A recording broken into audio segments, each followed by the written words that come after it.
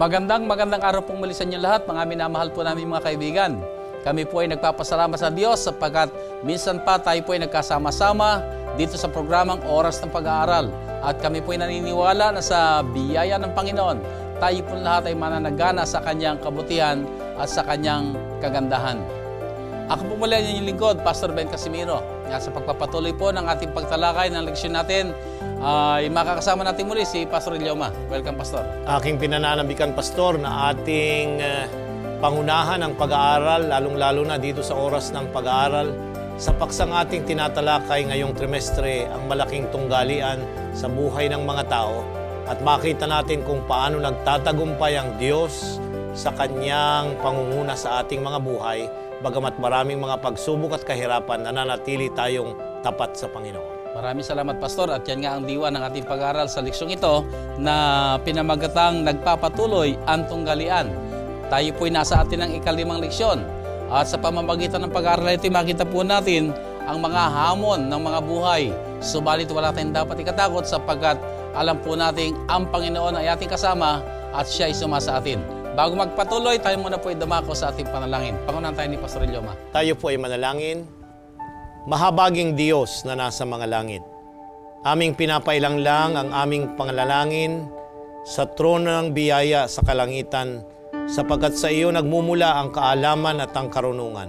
Pahintulutan po ninyo na sa aming pag-aaral sa sandaling ito ay madama namin ang inyong pakikisama at ang patnubay ng banal na Espiritu sa aming mga kaisipan na magdadala ng pangunawa ang siyang maranasan ng bawat isa sa amin. Pahintulutan ninyong makita namin ang inyong kabanalan at ang inyong katwiran na bumabago ng aming mga buhay at nagbibigay ng pagtatagumpay sa lahat ng mga hamon ng buhay sa pangalan ni Jesus. Amen. Amen. Maraming salamat, Pastor. At ang ating pag-aaralan sa linggong ito ay makakatulong sa atin kung paano tayo ay magkaroon ng katiyakan ng confidence na ang Diyos ay magbibigay sa atin ng pagtatagumpay. Pastor, ang tema ng ating pag-aaral sa leksyong ito ay kaya ng Diyos na gamitin ang sino man sa atin.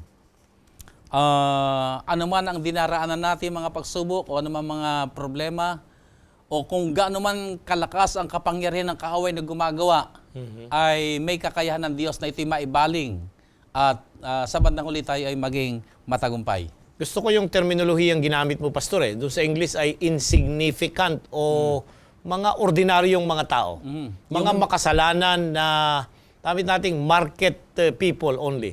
Pero gagamitin ng Panginoon yung mga yon. So wala po, hindi ang ating leksyon sinasakop na ang lahat ng taong nagtatapat sa Panginoon, anuman ang iyong katatayuan sa buhay, mahirap ka man, wala ka mang pinag-aralan, o ikaw man ay nagkaroon ng maraming mga pagkakamali sa mga nakalipas, kung tinanggap mo ang biyaya ng Diyos, mayroong kang karapatan na gamitin ng Diyos sa ikasusulong at sa ikalalaganap ng Kanyang Ebanghelyo at ng biyaya niya. So walang dahilan, Pastor, para sabihin natin na nako, mababa lang ang pinag-aralan ko, hindi ako po pwede dyan sa gawa nyo. Yun na lang mga professional. Ay wala tayong ganun pwede pangatwiran. Kasi nga, kapag tinawag tayo ng Panginoon, ay siya rin na magbibigay sa atin ng kapangyarihan, magawa natin kung anong gawain ipinapagawa sa atin. At napag-aralan na rin natin noong nakaraan, ang labang ito ay laban ng Diyos. Ang misyon na ating kinakasangkutan ay misyon ng Diyos. At siya nag-aanyaya lamang sa ating makisangkot, at kung tayo makikisangkot, siya ang magbibigay sa atin ng direksyon, siya magbibigay sa atin ng lakas, siya magbibigay sa atin ng kakayahan upang magawa natin ang ipinapagawa niya sa atin. Tama yun, Pastor. Napakabuti na bago tayo pumalaot sa ating pagtalakay ay ating tingnan yung ating susing talata, Pastor. Kasi dinidiin natin sa bawat pag-aaral na mayroong susing talata na dapat maiwan sa ating kaisipan, at yun ay masumpungan sa aklat ng Nehemias. Ang kapitulo ay 2 at ang talata ay 18. Nehemias kapitulo 2, ang talata ay 18. Ganito ang wika. At isinaysay ko sa kanila ang kamay ng aking Diyos na naging mabuti sa akin. At gayon din ang mga salita ng hari na sinalita niya sa akin. At kanilang sinabi, magbangon tayo at magtayo. Sa gayoy kanilang pinalakas ang kanilang mga kamay sa mabuting gawa. Narito, Pastor, ang patutuo ni Nehemias. Si Nehemias, siya yung nangunguna sa alam niyo si Nehemias, Pastor, ay merong 3 ginampanang gawain dito sa aklat na ito. Una, siya yung cupbearer. Siya yung pinagkakatiwalaan ng hari. Pinagkakatiwalaan ng hari. Siya yung tagatikim Oho. ng pagkain. Bakit? Kasi nung unang panahon ay pwedeng lasunin ang hari. Kaya ano man ang kanyang iinumin, ano man ang kanyang kakainin, merong tumitikim. At yung taong yun ang pinagkakatiwalaan. Si Nehemias. Napakaganda ng leksyon, Pastor. Si Nehemias na hindi nila kababayan. Hindi siya Asyriano. Ay pinagtiwalaan siya ng hari na ang kanyang buhay, bagamat siya'y taga-ibang lupa, sapagkat alam niyang mapagkakatiwalaan. Di ba napakaganda na ang mga anak ng Diyos, saan mang dako, ay pwedeng pagkatiwalaan ng buhay ng iba, sapagkat sila ay may takot sa Diyos at hindi sila gagawa ng anumang mali. Yan, napakaganda. At siya rin ang siyang isinugo ng Panginoon upang muling itatag ang templo at yung bakuran ng Jerusalem. Yun yung ikalawang role niya, yung builder. So, siya yung inatasan at manguna sa pagpapatayo ng lungsod at ng bakod nito o yung pader. Pero at ito'y siya nag-volunteer na kanya sarili, ano? Hindi siya naghintay na utusan siya, kundi nandoon yung pasaning ipagmalasakit ang gawain ng Panginoon. To the point na ginamit yung kanyang katungkulan para lamang Maka-impluwensya. Maka-impluwensya at maisulong ang kaharian ng Panginoon. Ito'y napakagandang halimbawa na sa atin lahat na anuman ang ating gawain, anuman mga kaibigan, ang inyong mga hanapbuhay, ay maaari kayo makisangkot sa gawain ng Panginoon kung inyo pong nanaisin. At ang Panginoon ay magbibigay din sa atin ng pagkakataon na tayo po ay masumpungang nakikisangkot sa kanyang banal na gawain. At yung huli ay siya ay pinili ng mga tao dahil dun sa kanyang mabuting accomplishment na maging gobernador ng siyudad ng Jerusalem. So napakaganda, mula sa isang pinagkakatiwalaang tagatikim, cupbearer, pagkatapos siya ay kinuha niya sa kanyang balikat yung pagpapatayo ng siyudad, at yung huli ay siya ay naging gobernador. Hindi siya nagmalaki, kundi tinanggap niya ito na mayroong kababaang loob. So nagpasimula siya sa isang napagkakatiwalaang tao doon sa palasyo ng hari ng Medo-Persia. At mula roon ay nakita natin kung paano siyang naging full-time ng gobernador doon sa gawain ng Panginoon. Balingan natin itong mga tauhan natin makikita sa pag-aaral natin sa leksyong ito. Unahin natin si David. Paano ba ipinaliwanag ni David ang kanyang pagkaunawa sa kanyang tagumpay na naranasan laban kay Goliath?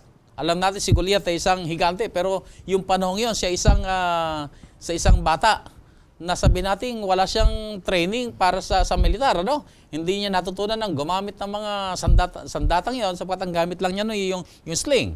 Pero nakita natin kung paano sa kanyang hangarin, kahandaan na gamitin ng Panginoon ay ginamit siya ng Panginoon. Pastor, kaya itong si David ay mapapansin natin na siya yung ikalawang hari ng Israel. Kasi yung binabaybay natin mula sa mga hukom, para malaman ng ating mga taga-subaybay, pagkatapos ni Samuel na maging huling hukom, ay nag-demand o humiling ang mga matatanda sa Huda at sa Israel na sila'y bigyan ng hari. At pinili niya sa pamamagitan ng patnubay ng Espiritu ng Diyos si Saul, ang unang hari. At pagkatapos ni Saul, pinili rin ni Samuel kung sino yung papalit sa kanya, at yun ay si David. Bagamat siya ay kabataan at siya ay bunso sa kanilang mga magkakapatid, at hindi siya yung nakikipagdigma kundi nag-aalaga lamang ng pastol, ay siya yung pinili sapagkat nakita ng Diyos kung ano ang kaya at kakayanan ng kabataang ito. At pagkatapos noon ay hinalal siya na maging hari. Subalit dumating ang kahirapan at pagsubok sa kanyang buhay. Ito na yung controversy sa kanyang buhay, Pastor. Na yung kinalaban niya bago siya bagamat siya pinahiran na para maging hari, ay nung panahon pa ni Saul ay dumating ang mga Pilisteo na hinahamon sila ng digmaan. Pero meron silang champion.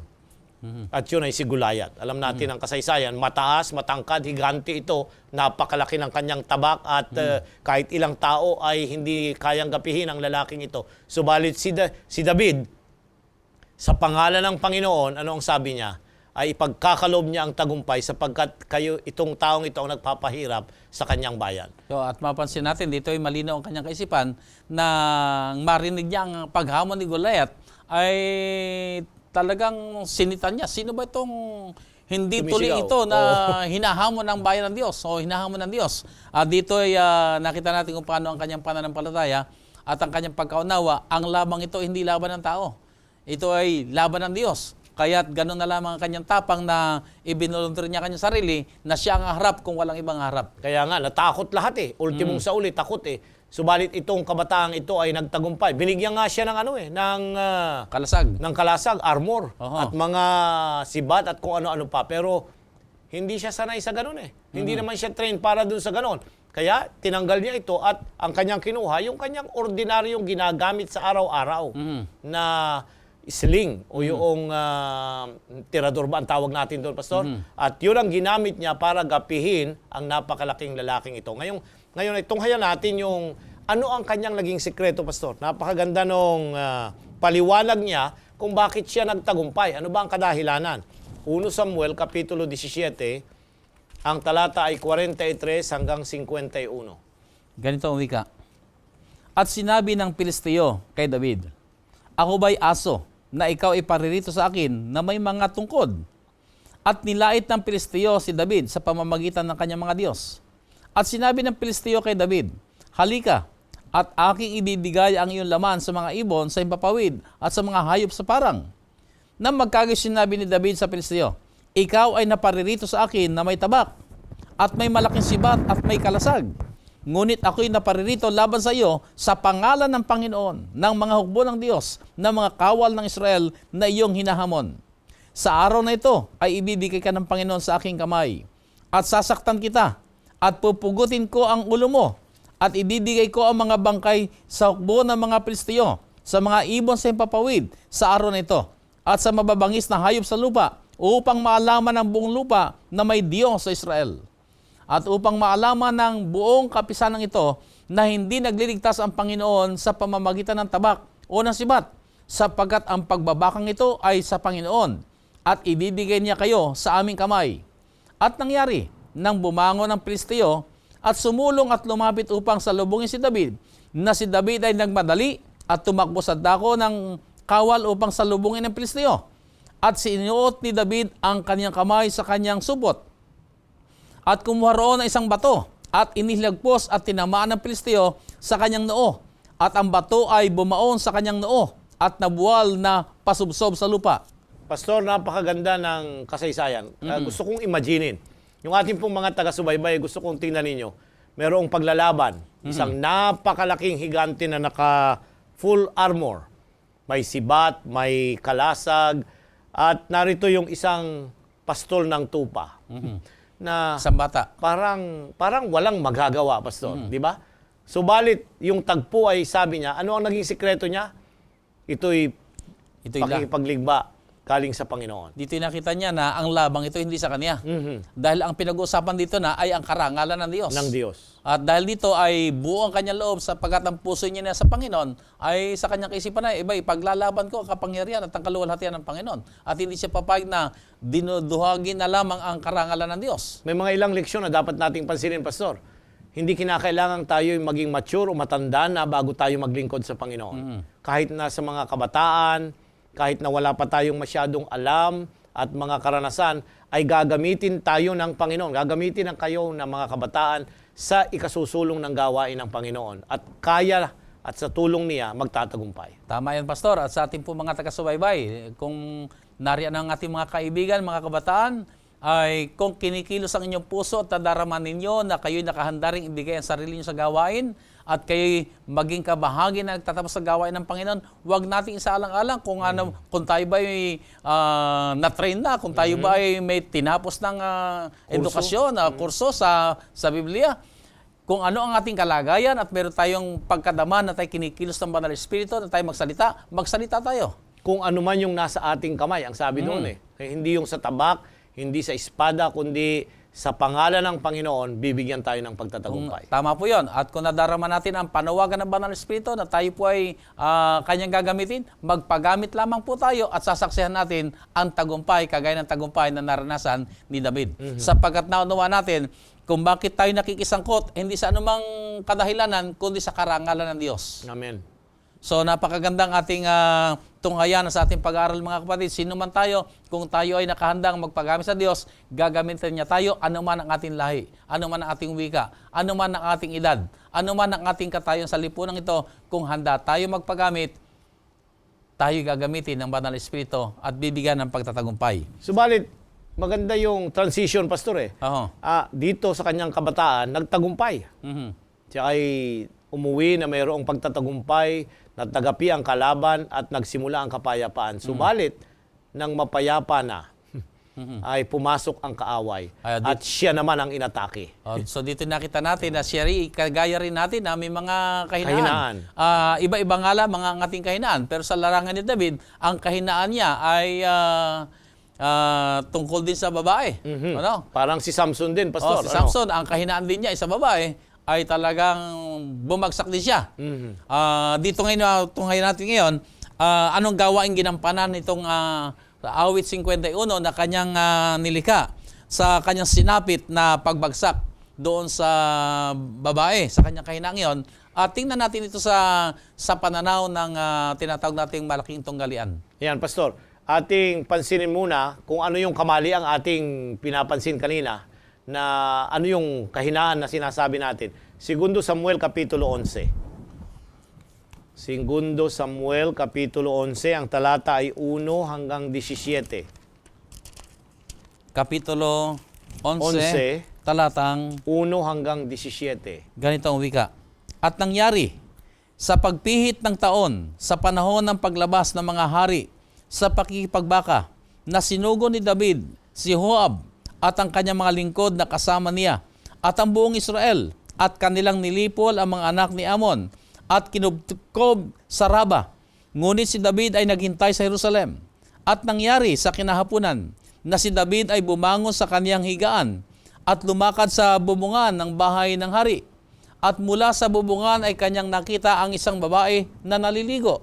At ang babae totoong napakagandang masdan. At nagsugo si David, at nagpasiyasat tungkol sa babae. At sinabi ng isa, hindi ba ito ay si Bathsheba, na anak ni Eliam, na asawa ni Uriah, na Heteo? At si David ay nagsugo ng mga sugo, at kinuha siya. At siya'y pumaroon sa kanya, at kanyang sinipingan siya, sapagat siya'y malinis sa kanyang karumihan. At siya'y bumalik sa kanyang bahay.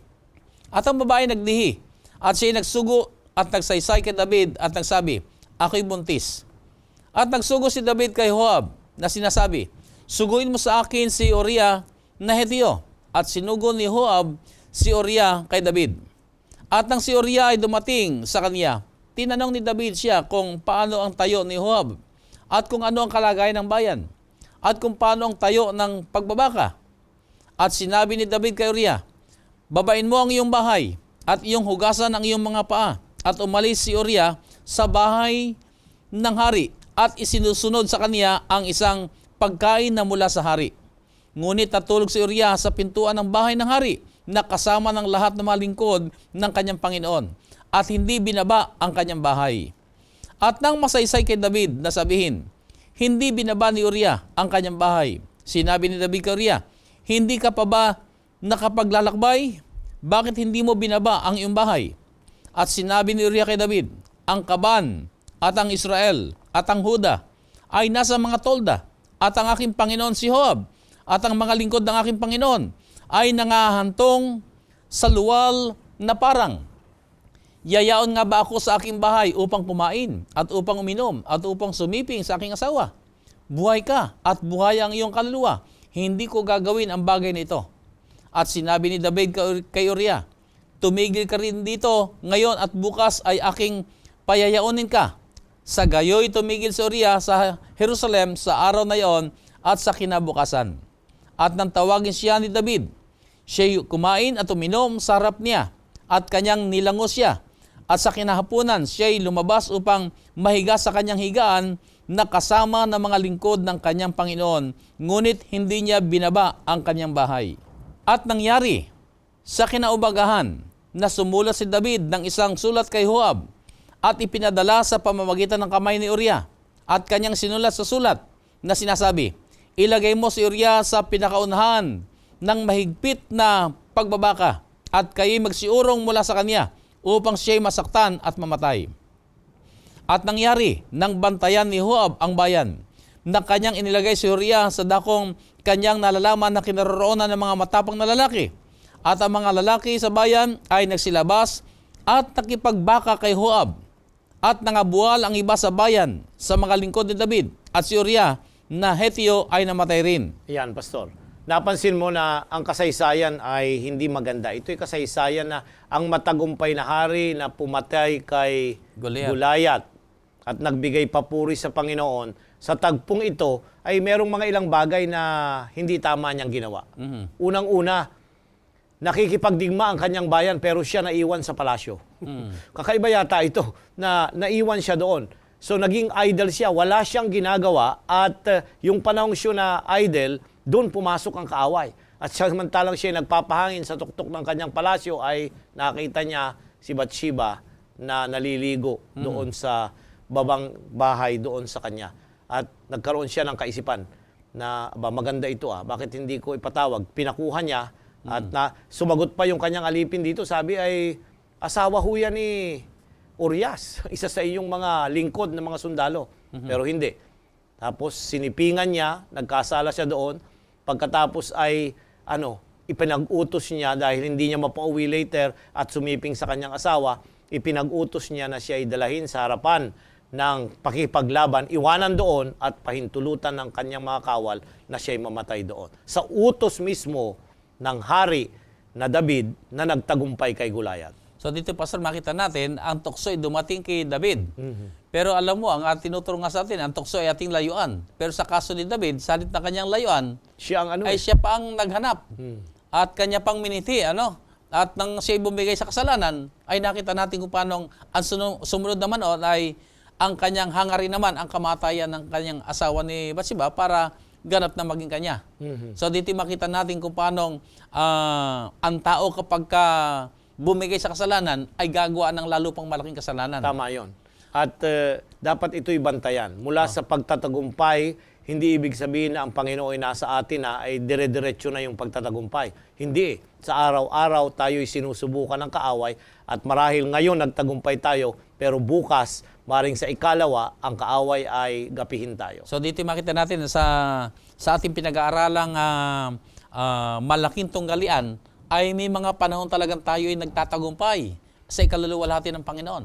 Pero may mga karanasan din naman na bumabagsak, kagaya na nangyari kay Haring David. Nasalip na siya ay manindigan at ipaglaban. At alam natin sa panahon yun, may mga digmang ipinaglalaban ng kaharian, pero siya naman ay gumagawa ng kasalanan. So makita natin na sa labanan ay talagang may panahon tayo nagtatagumpay habang hinahangad nating nasa Panginoon at hangarin ng kanyang karangalan, ay tayo magtatagumpay. Subalit kapag tayo ay nag-entertain ng mga tukso, ay maakay din tayo sa pagbagsak. Pastor, kung pag-aaralan natin ng Banal na Kasulatan ay meron din isang lalaki sa Banal na Kasulatan na dumating din sa kanyang tukso. Itong si Joseph. Si Jose. Siya tinukso. Pero sa halip na kanyang pagmuni-muniin ang kasalanan, ang tukso, ay kanyang nilabanan. At siya tumakbo. Tumakas Pa upang magkagayon ay mailayo na siya sa tukso. Pero ito naman si David ay kanya pang ipinatawag pa, kanya pang pinakuha pa niya. At pinakuha pa. At siya nga ay bumigay na sa Pero kasalanan. maganda, yung pagbagsak niya, yung bumulusok siya sa kanyang pananampalataya at napahiwalay siya at nagkasala. Pero papansinin natin na sa mga awit, yung binanggit kanina, 51, Pastor, ating pansinin na nakilala ni David ang kanyang kamalian. Itong awit na ito ay isinulat ni David pagkatapos na siya ay magkamali, kunin si Bathsheba, anakan niya ito, ipapatay si Urias at mapalayo sa Panginoon. Basahin natin yung una hanggang 10 talata lamang, Pastor. Sa awit 51. Maawa ka sa akin, O Diyos, ayon sa iyong kagandahang loob.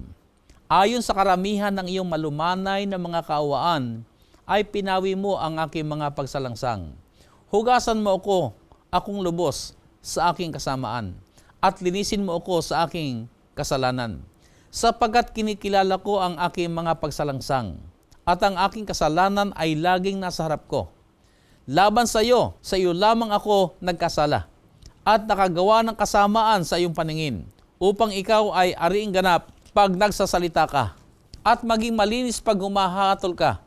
Narito, ako'y inanyuan sa kasamaan, at sa kasalanan ay pinaglihi ako ng aking ina.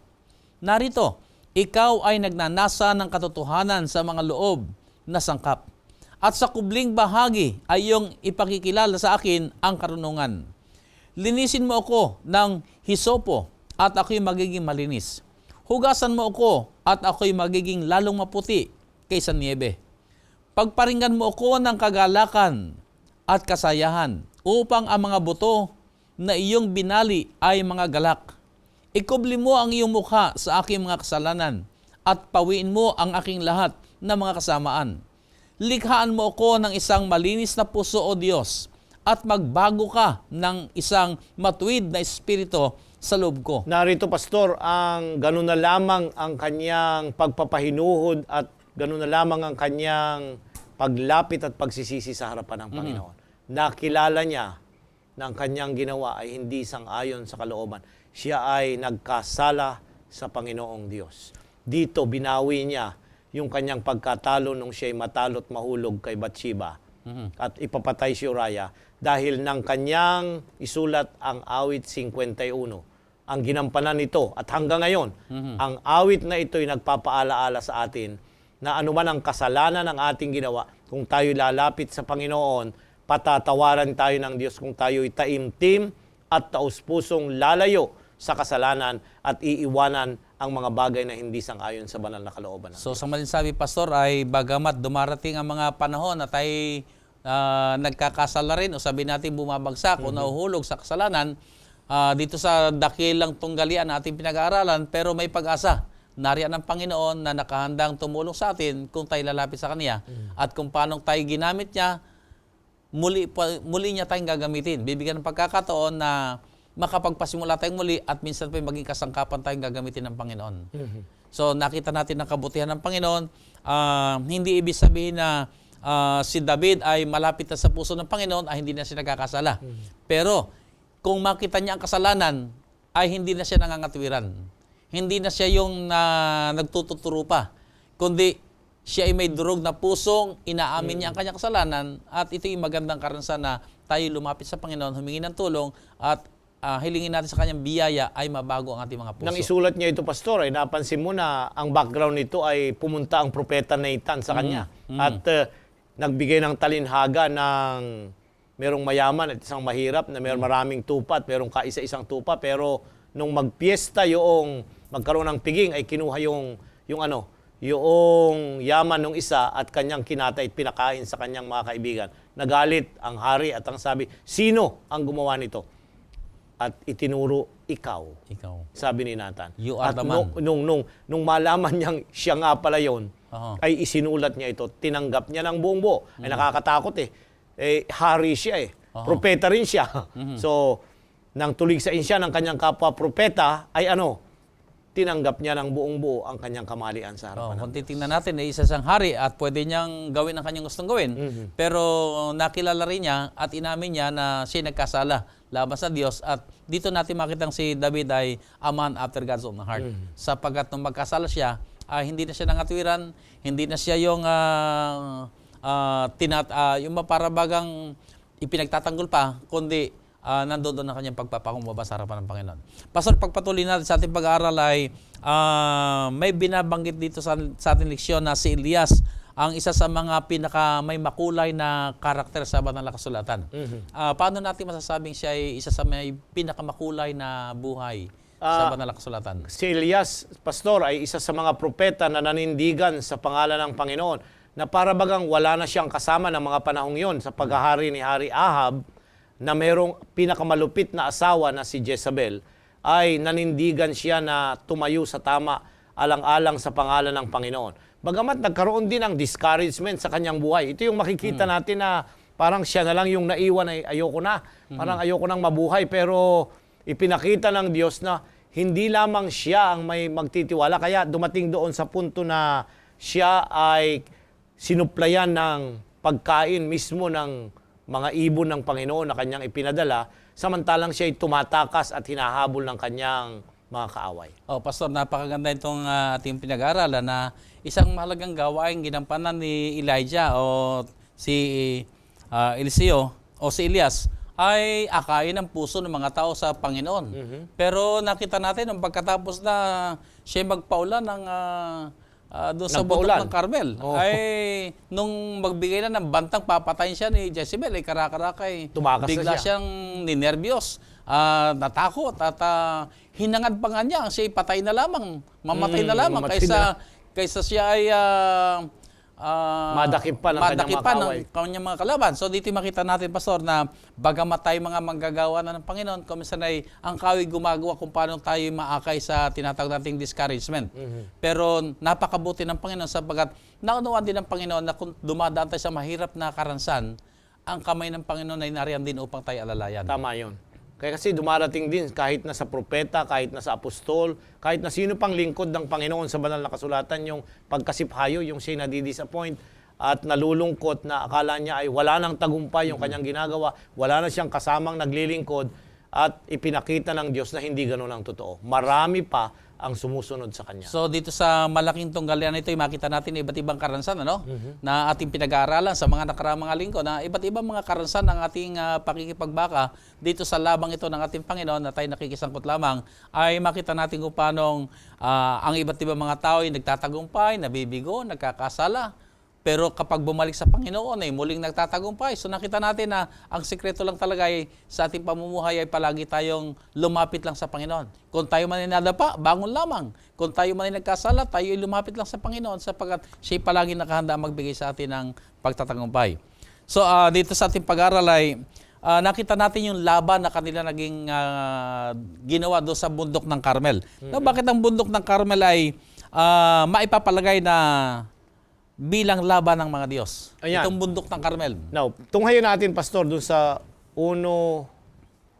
unang hari, Kapitulo 18, ang talata ay 17 hanggang 20. At nangyari, nang makita ni Acab si Elias, na sinabi ni Acab sa kanya, "Di ba ikaw ang mangbabagabag sa Israel?" At siya sumagot, "Hindi ko binabagabag ang Israel, kundi ikaw at ang sambahayan ng iyong ama. Sa inyong pagkapabaya ng mga utos ng Panginoon at ikaw ay sumunod kay Baal. Ngayon nga'y magsugo ka at pisanin mo sa akin ang buong Israel sa bundok ng Carmelo. At ang mga propeta ni Baal na 450 at ang mga propeta ni Asera na 400 na nagsikain sa dulang ni Jezabel. 20. Sa gayoy nagsugo si Acab sa lahat ng mga anak ni Israel at pinisan ang mga propeta sa bundok ng Carmelo. Narito, Pastor, na doon sa lugar ng Carmel, kagaya ng sinabi, doon nagtagpo at nagtayo sila ng dalawang Dambana. altar or dambana. Doon sa unang dambana, naroon yung mga propeta, 450 plus 400, ang dami. At sila nagsimulang magsasayaw at kung ano-ano pang mga ginawa nila, sinusugatan ng kanilang mga sarili para yung kanilang panalangin mapakinggan ng kanilang Diyos. Pero meron bang bumabang apoy upang sunugin ang handog? So dito yung makita natin na labanan ng kapangyarihan. Kapangyarihan. Aling kapangyarihan kaya ang magtatagumpay? Yung kapangyarihan kinikilala ng Diyos ng mga ito sina Baal o yung dambana ni Elias na siyang tunay na Diyos? Sabi ni Elias, nakakatuwa, Pastor, kapag binasa natin ang mabuti doon sa original ito na panalita, sabi niya, lakasan pa ninyo ang inyong panalangin, sabi niya. Baka siya'y natutulog o siya'y nasa comfort room, yung inyong Diyos. Medyo nakakatawang pakinggan, pero sinasabi niya na walang kabuluhan ang inyong paglilingkod sa inyong mga Diyos. Dahil hindi nakakarinig ang inyong mga Diyos, yung si Baal. Pero ang Diyos sa langit, nang siya'y manalangin, ay isang panalangin lang ay bumuso, nanaog ang apoy mula sa langit, at ang dambana, pati ang tubig na ibinuhos dito, ay totally na nakonsume sapagkat ang kapangyarihan ng tunay na Diyos ay buhay. So nakita natin na nagtagumpay si Elias. kung paano sa kanyang panalangin, yung kanyang panalangin ay sapat upang tanggapin ng Panginoon at nakita natin ang kapangyarihan ng Diyos dito sa bundok na ito. Pero dito makita po natin mga kapatid, ang isang mahalagang gawaing misyon na ginampanan ni Elias ay ang ibalik ang puso ng mga tao sa Diyos. So, paano natin nakita ang gawaing ginampanan dito ng Banal na Espiritu upang kung magkaganay mapabalik ang mga puso ng tao sa Diyos at kasangkapan niyang ginamit din si Propeta Elias. Sa talatang 37, Pastor, isang talata lang. Maganda yun eh. Yung kanyang binanggit kung bakit siya nanalangin sa harapan ng Panginoon. Dinggin mo ako, O Panginoon. Dinggin mo ako upang matalastas ng bayang ito na ikaw na Panginoon ay Diyos at iyong pinapanumbalik ang kanilang puso. Ayan, maganda yun eh. Pinapanumbalik ang kanilang mga puso. Sino ang gumagawa para ang tao ay sumunod sa tamang daan? Pastor, yun yung Banal na Espiritu. Siya yung nangungonsyensya sa atin. Siya yung maliit na tinig na nangungusap ng sabi niya, mali ang iyong ginagawa. Magsisi ka na. Ito yung nararamdaman natin na pagka tayo nakagawa ng hindi tama, ay merong parang bumabagabag sa atin dun sa loob. At yun ang tawag doon ay ang Banal na Espiritu na sa ating buthi, siya ay gumagawa para ituwid tayo at paalalahanan na dapat sundin yung tamang daan ng katwiran. Ibig sabihin kung kaya ang tao ay nagsisisi sapagkat naroon ang paggawa ng Banal na Espiritu. Kung bakit naakay tayo lumapit sa Diyos at gawin ang kanyang kalooban, yun ay sapagkat nananahan sa atin ang Banal na Espiritu. Sapagkat kung sa ating mga sarili, hindi natin hahanapin ang Diyos. Pero sapagkat ang Diyos ang gumagawa sa atin, siya rin ang umaakay sa atin upang kung magkagayon, makita natin ang pangangailangan sa kaligtasan at tayo'y lumapit sa Kanya at hangarin ang kaligtasan. Maging ang pagsisisi, Pastor, ay ito'y gawain ng Banal na Espiritu. Tama yun. Sapagkat sa ating mga sarili, hindi tayo magsisisi. Pero bakit nga tayo nagsisisi? Sabi mo nga kanina, gumagawa siya. Yung bang kinukonsensya marahil o pinapaunawa sa atin na mali ang ating ginagawa. Ibig sabihin nito, Pastor, ay pagka nakukonsensya ka, ay yun yung malinaw na ebidensyang gumagawa ang Banal na Espiritu. Kasi kung hindi na tayo nakukonsensya, para bagang nanigas na nga eh. Tumigas na. Tumigas na. Ay nangangatwiran ka man, tama lang na ginawa ko yan. Kasi wala na akong pera, kaya ninakaw ko. Okay lang yon. Pagka ganun ang ating kaisipan, ay makita natin na baka pinagmatigas ng ating puso at hindi na natin nadidinig ang tinig ng Banal na Espiritu. So, dito nakita natin na minsan pa ang labanan sa pagitan ng mabuti at masama ay nakita natin kung paano umuusad. May panahong ang mga lingkod ng Diyos ay nabibigo, pero may mga panahon din naman na nagtatagumpay at dito nakita natin ang lahat. Kung tayo ay lalapit sa Panginoon, tayo ay magtatagumpay. Pagpatuloy po natin. Paano pinanindigan ni Ezekias naman, itong Haring Ezekias, upang mapakita ang kapangyarihan ng Diyos? Paano niya pinanindigan sa harapan ng kanyang mga taong kaharap? Kagaya din ng sa na panahon dapat ng panahon ni David, may mga lumulusob sa kanilang bayan. At sa panahon ni Ezekias, hindi sila exempted. Nilusob sila ng mga Asyriano. At marami sila, laksa-laksa. At talagang kung ang pagbabatayan ay kapangyarihan lang ng puwersa at mga sundalo, walang-walang laban ang bayan ng Diyos. At si Ezekias, bagamat ganon, ay nanindigan siya na ang labang ito, hindi laban ng kanyang bayan, kundi laban ito ng Panginoon. At paano niya ipinakita ito? Subaybayan natin, Pastor, sa Ikalawang Hari, 18. Talatang 28 hanggang 30. Ikalawang Hari, Kapitulo 18, 28 hanggang 30. Talatang 28 hanggang 30. Okay. Nang magkagayoy si Rabsaces ay tumayo at sumigaw ng malakas sa wikang Hudyo at nagsalita na sinasabi, dinggin ninyo ang salita ng dakilang hari sa Assyria. Ganito ang sabi ng hari, huwag kayong dayain ni Ezekias sapagkat hindi kayo maililigtas sa kanyang kamay, ni patiwalain man kayo ni Ezekias sa Panginoon, na sabihin, walang pagsalang ililigtas tayo ng Panginoon at ang bayang ito ay hindi mabibigay sa kamay ng hari sa Assyria. Huwag ninyong dinggin si Ezekias sapagkat ganito ang sabi ng hari sa Assyria, makipagpayabaan kayo sa akin at labasin ninyo ako at kumain ang bawat isa sa inyo ng bunga ng kanyang puno ng ubas at ang bawat isa ng bunga ng kanyang puno ng igos at uminom ang bawat isa sa inyo ng tubig ng kanyang sariling balon. Pansinin niyo, Pastor, na nanindigan si Ezekias na ipagtatanggol sila ng Panginoon. Nagpadala ang hari ng kanyang messenger. Ang masama nito ay nagsasalita siya sa salitang Hebreo, yung salita ng mga Hudyo. Kaya yung mga tao sa likod ng pader, naunawaan yung kanyang sinasabi. Tinatakot nila yung mga tao na hindi kayo ililigtas ng inyong Diyos. Marami ng mga bansa ang aming dinaanan at ang kanilang mga Diyos walang nagawa sa kanila. Hindi sila na ipagtanggol. At kayo na ang susunod. Kaya nga, ang sabi ni Rabshakeh, yung Rabshakeh rito ay yung kanyang general o yung kanyang tagasunod ng hari, ay makipagkaisa na kayo sa amin at kayo amin ang magiging allied. Pero ang sabi ni Hezekias, hindi namin gagawin yan sapagkat alam namin na ang Diyos ang maglilingkod. Pero kasabay nito, Pastor, ay napakaganda. Ang Hezekiah, ang aring Hezekias, ay nagtanggal ng kanyang kasuotan bilang hari, nagsuot ng saklot, yung mourning cloth, at siya'y nagpatihaya sa Panginoon at nanalangin, at ibinuhos niya ang kanyang taimtim na panawagan sa Panginoon na sila'y iligtas mula sa ganito. At maya-maya ay dumating ang propeta Amos, at nagkaroon ng pabalita na hindi sila pupuksain. At ng gabing yon dumating ang isang anghel ang pinadala ng Panginoon. Iisa, Pastor.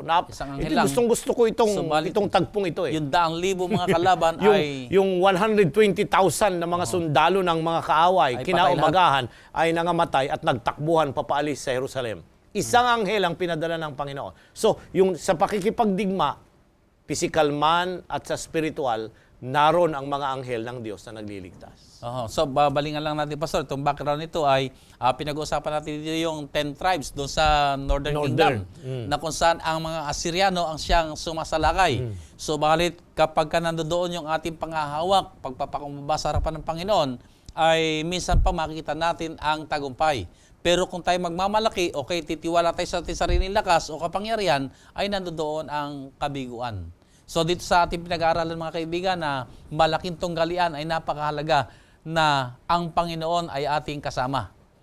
Napakahalaga na ating maunawaan sa labang ito ay palagi tayong tumiwala sa Diyos. Siya magbibigay sa atin ng pagtatagumpay.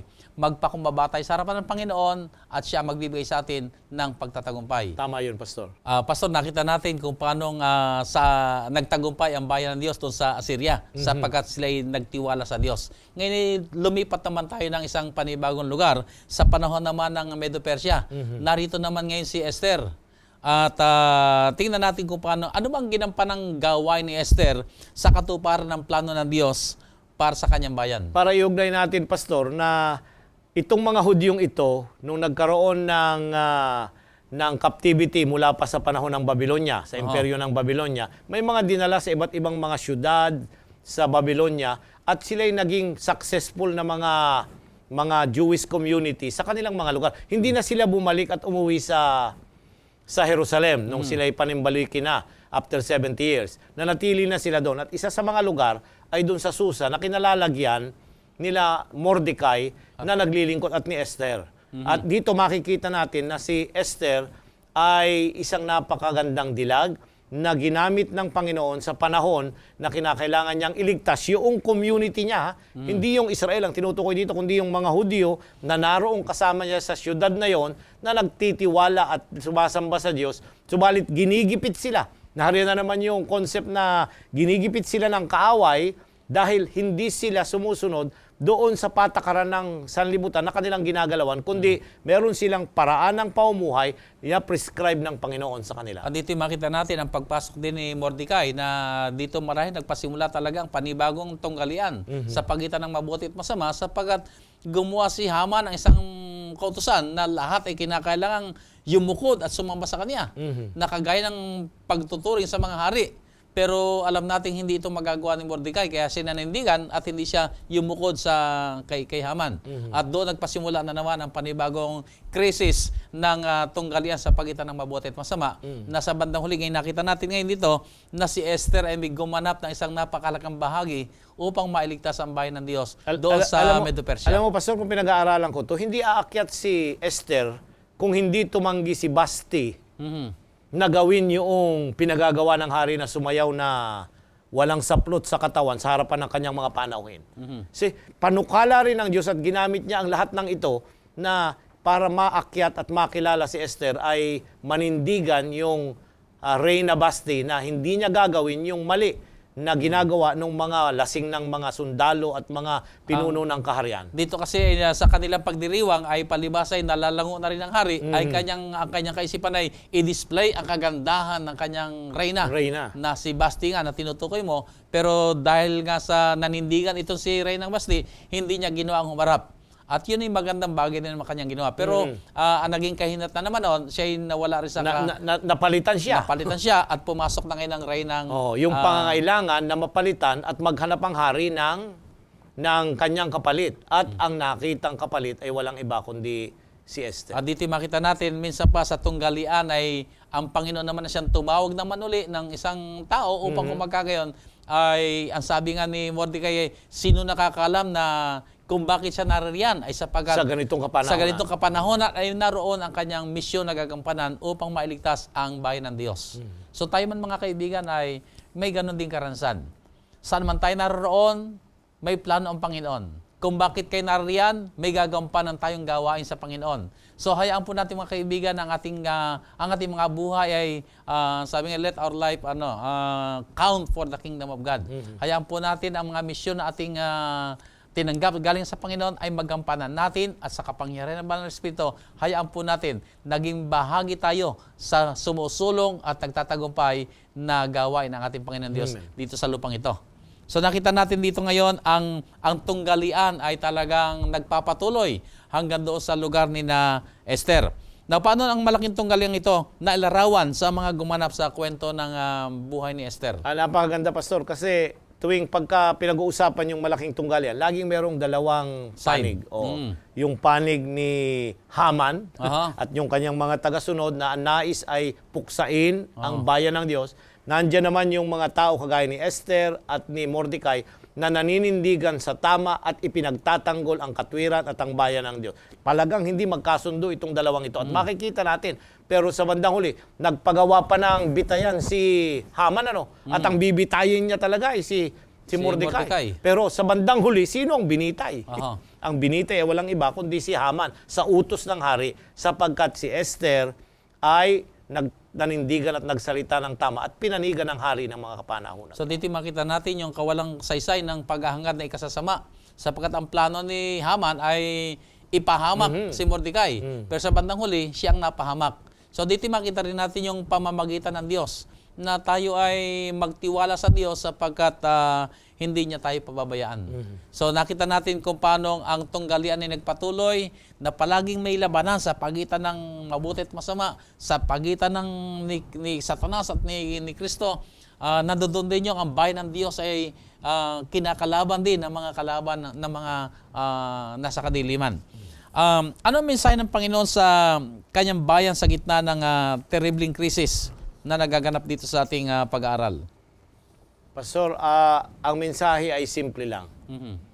Hindi dapat tayo manghinaan ng loob pagka dumarating ang kagaya ng panahon ni Esther. Madalis, kakaunti sila doon na community. Remnant lang sila doon Kagaya ng ating napag-aralan nung nakaraang quarter. Pero tumayo pa rin sila sa tama, bagamat kakaunti sila.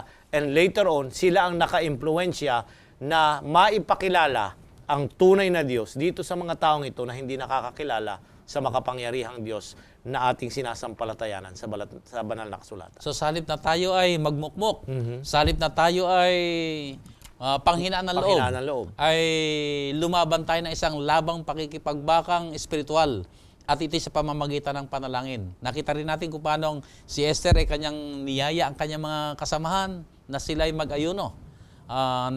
Nanawagan din siya sa mga kasamahan ni Mordecai, sila ay sama-sama mag-ayuno. At kung na hiniling ang kapangyarihan ng Panginoon ni Mahayag upang sila ay maligtas. At ganun naman tayo mga minamahal mga kaibigan. Samantalang tayo narito sa sanlibutan ito ay meron po tayong mga pakikipagbaka. Sa ating kanya-kanya mga sarili, meron din tayong mga kanya-kanya mga pakikipagbaka na gusto pa natin mapagtagumpayan. Huwag po tayong susuko sapagkat ang Diyos ay nakahandang tumulong sa atin. siya ang gagawa upang kung magkagayon, ang tagumpay ay ating pong matamo. Kung tayo lamang po ay matapat na magpapakumbaba sa Kanya at hahangarin ang tayo ay sumama sa Diyos, tutulungan niya tayo at tayo ay magtatagumpay. Now, magpatuloy tayo sa krisis na ating kinakarap dito naman sa panahon ni Nehemias. Sa karanasan ni Nehemias, paano natin makita ang malaking tunggalian na kanyang kinaharap? Napansin niyo, Pastor, na ang bayan ng Diyos, ito ay nasa period sila ng captivity. Na di na kinakailangan bumalik na sana sila pagkatapos ng 70 taon. Pero gumawa ang kaaway na hindi pahintulutan sila na bumalik. Kaya nga sa Daniel Kapitulo 9, nananalangin si Daniel na, Panginoon, ay gumawa po kayo ng daan. At itong sa panahon ni Nehemias, ay yung Haring Ahasuero ay na sinaling ng Diyos ang kanyang puso. At siya ay nangusap na kinakailangan ang bayan ng Jerusalem na naiwang sira at giba ay dapat ipatayo at binigyan niya ng kautusan na i-restore ito sa magitan ni Nehemias. Pastor, maaari bang maipakilala muna natin, bigyan natin ng konting background si Nehemias at kung paano siya nagkaroon ng malaking bahagi sa pagtatagumpay ng gawain ng Panginoon? Ayan, kagaya ng sinabi natin sa pasimula kanina, doon sa ating memory verse, ay si Nehemias ay unang-una kinuha ng hari bilang isang matapat na tagapaglingkod at takatikim ng kanyang mga pagkain at inumin. Trusted, mapagkakatiwalaan. Okay. At nang siya'y naroroon, ay nalungkot siya. Sa ang unang kapitulo ng Nehemias, pinakikita na naglilingkod siya na malungkot sa harapan ng hari. Bawal yun eh. Kaya sa harapan ng hari, gusto niya masaya. Napansin ng hari kung bakit siya malungkot. Instead ng pagalitan siya, siniyasat ng hari kung bakit siya malungkot. At sinabi niya na, paano ako magsasaya na ang aking bayan, ang bayang iniwanan namin sa Jerusalem ay sira, nilulusob, ninanakawan, kung ano-ano pa, ay tulungan mo ako, sabi niya. Hindi ako makakapagsaya sa lugar na ito at makakapaglingkod. Ang sabi niya ay, o sige, ano ba ang kailangan mo? At pumirma ang hari at nagbigay ng decree. Sinulatan yung mga doon sa namimigay ng mga timber, sa mga kung ano-ano pang mga bagay, at sila ay binigyan ng responsibilidad na tulungan si Nehemias na itayo ang syudad. Maganda, Pastor, yung binanggit na ang hari ay nagkaroon na ng pagtugon. Pero kung ating babalikan, kung bibigyan natin ng detalye, bago niya inilapit ang kanyang kahilingan sa hari, Sa makalupang hari, ay meron muna siyang ginawa. At ito yung panalangin. Na bahagi ng kanyang strategy na siya nanalangin muna at humingi siya ng kaisipan ng karunong kung paano niya iharap ito sa hari. so idinulog niya sa hari ng So mga dito hari. makita natin ngayon ang kahalagahan ng panalangin. Ito yung may malaking nagawa sa tagumpay niya sa kanyang pakikipag-usap sa hari. So matapos ang kanyang mga panalangin, lumapit na siya sa hari ngayon at nakasumpong siya ng favor sa harap ng hari sapagkat ang Diyos ang gumawa dahil siya ay unang-munang lumapit sa Diyos na nasa langit. Tama yun. So dito, Pastor, makita natin, Pinakilos niya yung kanyang banal na espiritu upang gumawa sa puso nitong Haring Ahasueros upang kung ano man ang kanyang magiging kahilingan ay tutugon ng haring ito dahil makikita niya ang pangangailangan ng bayan ng Diyos. dito nakita natin kanina yung aking katanungan, paano natin makikita o paano na ilahad ang malaking tunggalian dito sa karansan ni Nehemias, ay dito yung makita natin ang sekreto rin ay para magtagumpay tayo, ay ang tayo ay masumpungang nananalangin. Bago natin gawin ang isang gawain, manalangin muna tayo. Ito isang karansang aking palagi ginagawa, Pastor. Ano mang mga bagay na mahalagang aking gagawin, dalhin mo muna sa panalangin. Tayo ay nagsesermon. Pero bago ko magsermon, talagang... Bago maghanda ng kahit ano. Bago maghanda, manalangin. Bago mag-present, ay manalangin. Bago umakit sa pulpito, manalangin. At ito rin ang aking panyaya sa ilang mga Sabbath School superintendents natin, sa ating mga Sabbath School teachers, na bago sila tumayo, ay gawin mo na ang pananalangin. Sapagat ang panalangin ay may gagawin na kaibahan sa ating buhay kung tayo ay tapat na nanalangin, ibibigay sa atin ng Diyos sa pagtatagumpay sapagat siya ang ating nilalapitan. Amen. So dito sa malaking tunggalian ay napakahalagang gampanan natin ang ating bahagi at yun ay gagawin natin sa kapangyarihan ng panalangin. So, Pastor, ang iyong mga pananalita tungkol sa ating pag-aaral sa linggong ito? Kagaya ng ating mga napag-aralan kay David, kay Nehemias, kay Esther, at kung sino-sino pang mga lalaki na ating napansin, ay ginamit sila ng Panginoon at sa bawat sitwasyon ay idinudulog nila sa Diyos. hindi sa kanilang sariling kalakasan nagkaroon sila ng pagtatagumpay, kundi sila ay completely dependent sa Panginoon. Sana tayo din, ano man ang ating gagawin, ay tayo ay maging dependency sa Panginoon na siyang nagbibigay sa atin ng kapangyarihan at tagumpay. Maraming salamat, Pastor. At sa ating pong ginaging pag-aaral, makita po natin, tayo po ay bibigyan ng iba't ibang karansan, iba't ibang mga pagkakataon na tayo po ay makisangkot sa gawain ng Panginoon. Subalit huwag po natin tingnan na ito'y para bagang madali lamang natin magagawa. Ang kaaway ay nariyan palagi upang tayo hadlangan.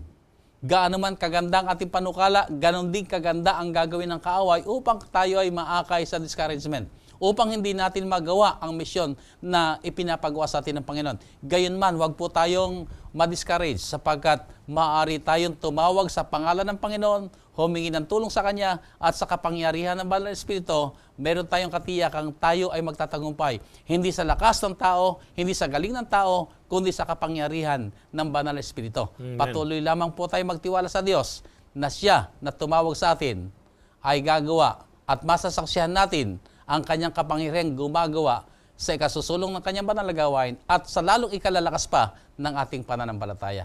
Sa ating po pagtatapos, minsan pa tayong dumako na sa ating panalangin. Dakila at banal naming Diyos na nasa langit, maraming salamat po sa mga mahalagang leksyong inyo pong inihayag sa amin sa pamamagitan ng leksyong ito na aming pinag-aralan. O bagamat nakita namin kung paanong ang krisis ng kasalanan ay nagpapatuloy dito sa sanlibutan, gayon may nakikita rin po namin kay gumagawa. At kami binigyan ng karapatan maging inyong mga kasangkapang gagamitin upang kung magkagayon, marami mga tao ang mailayo sa kapahamakan, madala sa inyong banal na paanan at maging bahagi ng inyong pinagpalang kaharian. Samantalang kami naman po, Panginoon, ay gumagawa. Kami po ay nasa sumpungan din nakakahayagan ng mga kahinaan, ng mga pagkakamali, ng mga pagkakasala.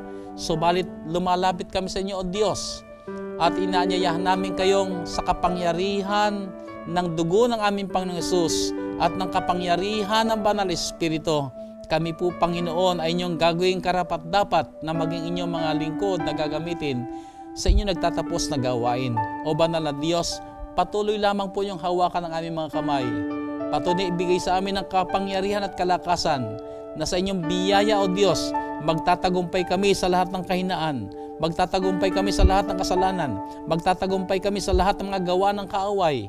At sa bandang uli, O Diyos, sa dakila at malaking tunggaliang ito, mahayag lamang kayo ang nagtagumpay at kami po ay makakabilang sa inyong pinagpalang kahariang magmamana ng buhay na wala hanggan. Amen. O muli po, Panginoon, na amin po pinamamanhik, pagpalain po ninyo lahat po namin mga kaibigan na sa kasalukuyang ito ay nakasubaybay sa programang ito.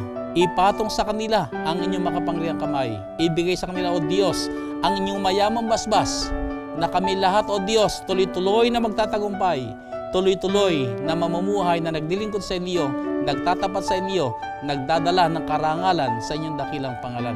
Salamat po, Ama, sa pagtugon sa aming mga dalangin. Salamat sa inyong mayamang basbas at ang inyong kabutihan, kapayapaan, kasaganaan, ang amin po sinasampalatayan, ang amin na po tinanggap sa pangalan ng aming Panginoong Hesus. Amen. Muli po mga kaibigan, maraming salamat na kami po inyo sinamahan dito sa programang Oras ng Pag-aaral. Hanggang sa muli, magkita-kita po tayo at pagpalain tayo lahat ng ating mahal na Diyos.